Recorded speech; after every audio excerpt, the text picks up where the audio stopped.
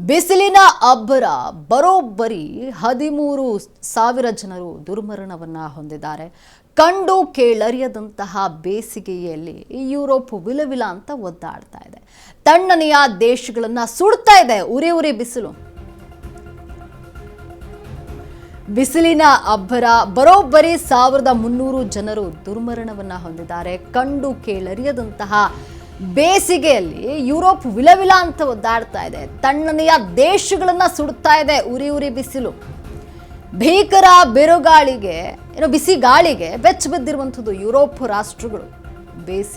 ಬೇಗೆಗೆ Europe ದೇಶಗಳೀಗ ಬೆಚ್ಚ ಬಿದ್ದಿದೆ. ಘನಘೋರ ಬೇಸಿಗೆಗೆ ದಿನೇ ದಿನೇ ಸಾವಿನ ಸಂಖ್ಯೆ ಹೆಚ್ಚಾಗ್ತಾ ಇದೆ ಯುರೋಪ್ನಲ್ಲಿ.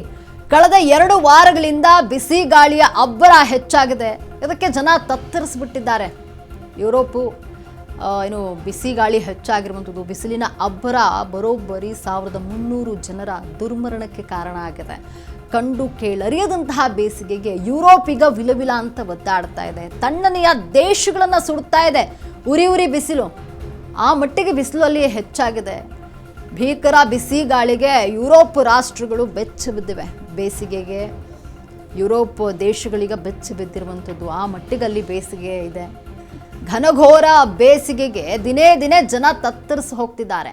ಡೆಡ್ಲಿ ಹೀಟ್ ವೇವ್ ಆಗಿರುವಂಥದ್ದು ಯುರೋಪ್ನ ದೇಶಾದ್ಯಂತ 1,300 ಜನ ಇದಕ್ಕೆ ಮೃತಪಟ್ಟಿದ್ದಾರೆ. ಮೃತರಲ್ಲಿ ಬಹುತೇಕ 65 ವರ್ಷ ಮೇಲ್ಪಟ್ಟವರ ಸಂಖ್ಯೆ ಹೆಚ್ಚಾಗಿದೆ. ಯುರೋಪ್ನಲ್ಲಿ ಸಾಮಾನ್ಯವಾಗಿ 20 ರಿಂದ 25 ಡಿಗ್ರಿ ತಾಪಮಾನ ಇರುತ್ತೆ ಅಷ್ಟೇ.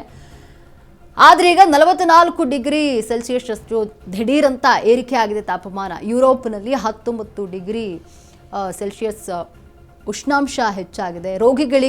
ರೋಗಿಗಳಿಂದ ತುಂಬಿ ತುಳುಕ್ತಾ ಇದೆ ಪ್ಯಾರಿಸ್ ಆಸ್ಪತ್ರೆಗಳೀಗ.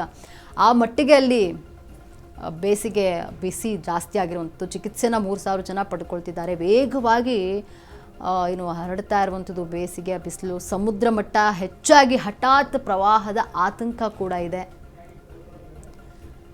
ಜರ್ಮನಿ ಸೇರಿದಂತೆ ಸ್ವಿಟ್ಜರ್ಲ್ಯಾಂಡ್ ಇವೆಲ್ಲ ಕೂಡ ತಂಪು ಪ್ರದೇಶಗಳು. ಇಲ್ಲೂ ಕೂಡ ಇದೀಗ ಹೀಟ್ ವೇವ್ ಜಾಸ್ತಿ ಆಗಿರುವಂಥದ್ದು. ಹಾಗಾಗಿಯೇ ಜನ ಸಾವನ್ನಪ್ತಿದ್ದಾರೆ. 1,300 ಜನರು ಈ ಒಂದು ಹೀಟ್ ಜಾಸ್ತಿಯಾಗಿಯೇ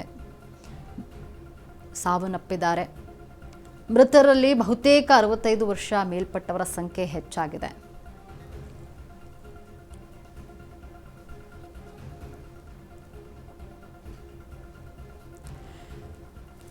ಯುರೋಪ್ನಲ್ಲಿ ಈಗ ಬೇಸಿಗೆಯ ಬೇಗೆ ಹೆಚ್ಚಾಗಿರುವಂಥದ್ದು, ತಾಪಮಾನ ಹೆಚ್ಚಾಗ್ತಾ ಇರುವಂಥದ್ದು. ಹಾಗಾಗಿಯೇ ಜನ ಸಾಯ್ತಾ ಇದ್ದಾರೆ, ಚಿಕಿತ್ಸೆಯನ್ನು ಪಡಿತಿದ್ದಾರೆ. 3,000 ಜನ ಯುರೋಪ್ನಲ್ಲಿ ಅಧಿಕ ಸಂಖ್ಯೆಯಲ್ಲಿ ಇದ್ದಾರೆ. ವೇಗವಾಗಿ ಕರಗ್ತಾ ಇರುವಂಥದ್ದು ಸ್ವಿಟ್ಜರ್ಲ್ಯಾಂಡ್ನ ಹಿಮನದಿಗಳು. ಅಂದರೆ ಆ ಮಟ್ಟಿಗೆ ತಾಪಮಾನ ಅಲ್ಲಿದೆ. ಸ್ವಿಟ್ಜರ್ಲ್ಯಾಂಡ್ ಗೊತ್ತಿರುವಂತೆ ಅದೊಂದು ತಣ್ಣನೆಯ ಜಾಗ, ಬಟ್ ಅಲ್ಲೂ ಕೂಡ ಇಲ್ಲಿ ಆ ಮಟ್ಟಿಗೆ ಬಿಸಿ ಗಾಳಿ ಇರುವಂಥದ್ದು. ಹಿಮಪಾತ ಕರಗ್ತಾ ಇದೆ. ಫ್ರಾನ್ಸ್ ಸೇರಿ ಹಲವು ದೇಶಗಳಲ್ಲಿ ಬಿಸಿ ಗಾಳಿಯ ಅಬ್ಬರ ಹೆಚ್ಚಾಗಿದೆ.